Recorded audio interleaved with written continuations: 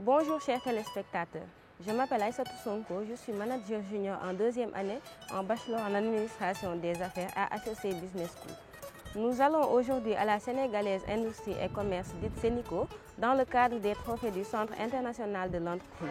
Elle a été choisie parmi les entreprises leaders du secteur et sera primée en tant qu'entreprise citoyenne. Je vous invite à suivre ce reportage avec M. Sali.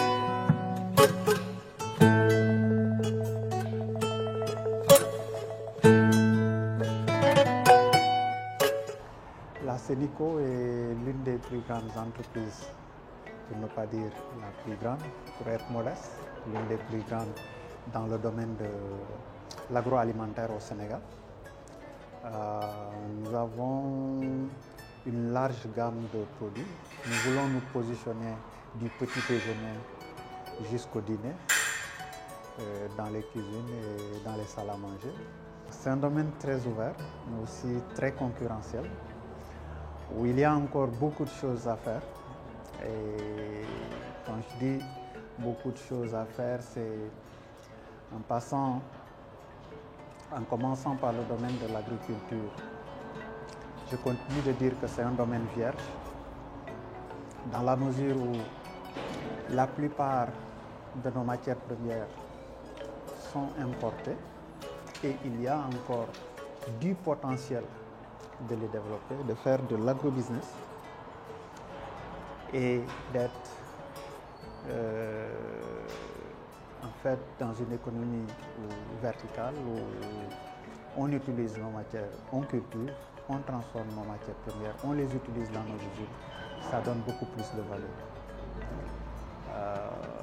C'est quelque chose qui est possible, ça sort pas, c'est pas de l'extraordinaire. Ça demande une volonté politique de l'État d'accompagner aussi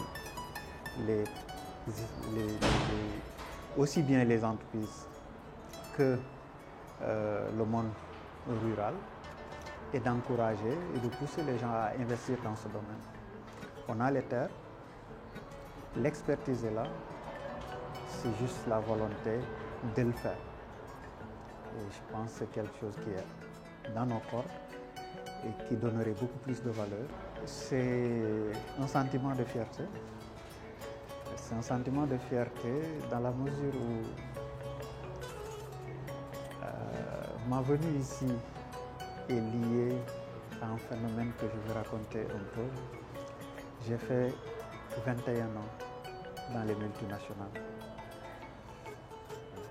au Sénégal, en Côte d'Ivoire, en Allemagne.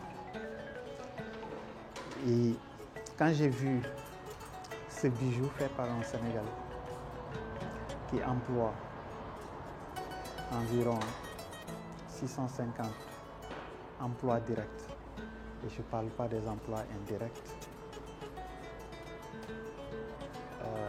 ça m'a donné envie d'y participer parce que je sais que cet investissement, aucune multinationale ne le fera dans un pays qui n'a pas plus de 100 millions d'habitants. Tellement c'est lourd, tellement c'est énorme. Reconnaître cette personne, reconnaître la tâche de cette personne ne peut que nous rendre fiers, de rendre fiers tout Sénégalais. En plus de tout ce qu'il fait dans le social, que je pourrais considérer comme RSE, connu comme non connu. Je parlerai du récital et d'autres actions que les gens ne connaissent pas. Je ne peux pas trop m'avancer dans ce domaine parce qu'il y a beaucoup de choses qui sont faites, mais il y a beaucoup de choses qui sont faites qu'on peut considérer comme de l'RSE, mais qui n'est pas considéré par le fondateur comme un RSE. Il le considère comme un bienfait qu'il doit faire et qu'il ne veut pas qu'on sache.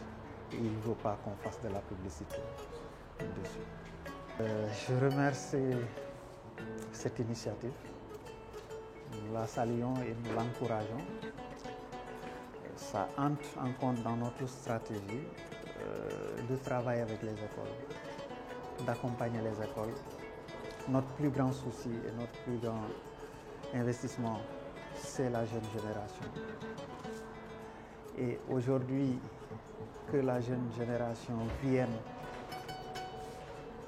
prendre une miroir sénégalaise, se regarder à travers et se dire que c'est possible, c'est une fierté et on encourage tout le monde.